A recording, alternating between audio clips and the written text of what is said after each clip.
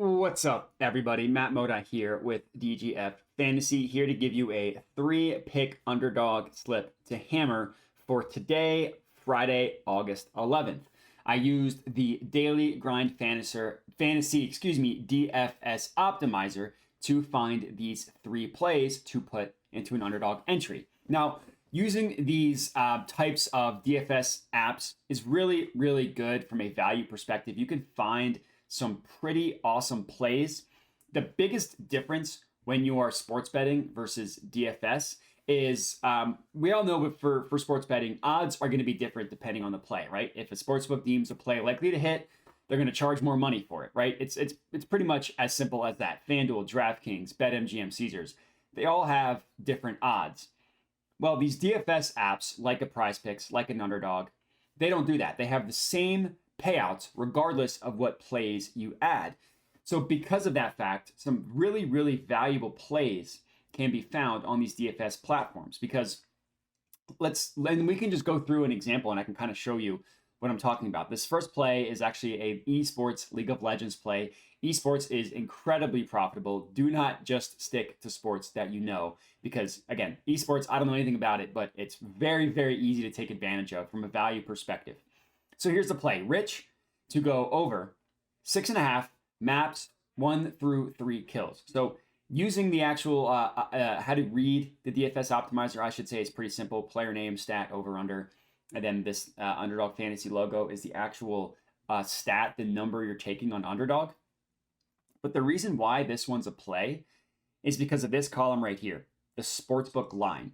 So basically what this is telling us is that the sportsbooks price this at 7.5, right? They have his over under at 7.5. Well, Underdog only has it at 6.5. So the sports books are essentially telling us they think that at a minimum, this player Rich is more likely than not to go over 6.5 kills because they're pricing it one stat higher at 7.5. Now, these next 2 columns are important as well. This logo here, the DGF logo, is giving you the odds of what DGF calculates this play to be. Now, these odds are pulled from a ton of different data points, right? Historical data, where other sportsbooks are pricing plays at, stuff like that. And then they just convert these odds into a percent, just using a conversion. So minus 158, this has a percent odds to hit 56.36.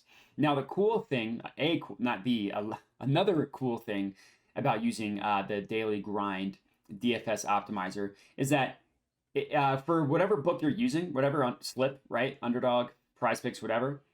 If you click this drop down here, it'll literally tell you what the implied odds are. And this is, again, just based on the payout. So 3-pick is one of the better options you can use non-insured when you're using Underdog. So we see that as the implied odds of the payout, right? Minus 122. Well, we know, thanks to DGF, that this should be priced at minus 158. Guess what? That's a positive expected value play on Underdog.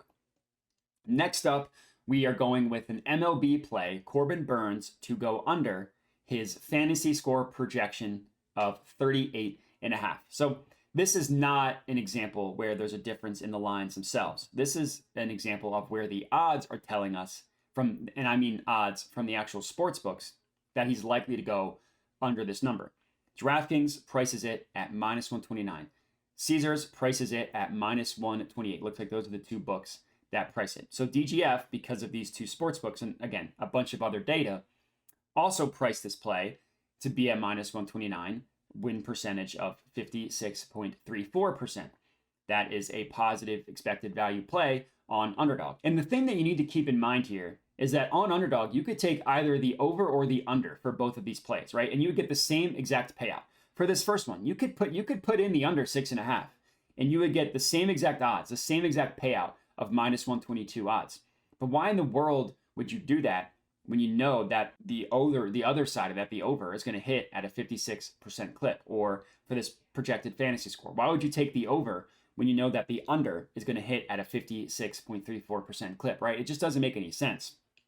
You're just looking to maximize your win percentage when you're playing Underdog and Prizepicks, which is not really the strategy at all when you're using the sports books like a FanDuel, like a DraftKings. You're not maximizing your win percentage, you're maximizing your value and the discrepancy between the sports books, right? You're maximizing essentially the money you can make. Well, on Underdog and on Prizepicks, maximizing the money you can make is maximizing the win percentage because you're not paying any extra juice, any extra odds. So that's how you can take advantage of these different apps. And the last play is Andrew McCutchen to go over 7 of his projected fantasy score as well. DraftKings prices this at minus 126. The DGF Perfect Line also prices this at minus 126, giving us a win percentage of 55.81%. Obviously doing much better than the minus 122, which makes this a profitable play. And our third and final leg for this entry. So we're going Rich Esports over 6.5 maps, 1 through 3 kills. We're going with Corbin Burns under 38.5 projected fantasy score, and Andrew McCutchen over 7 fantasy score as well.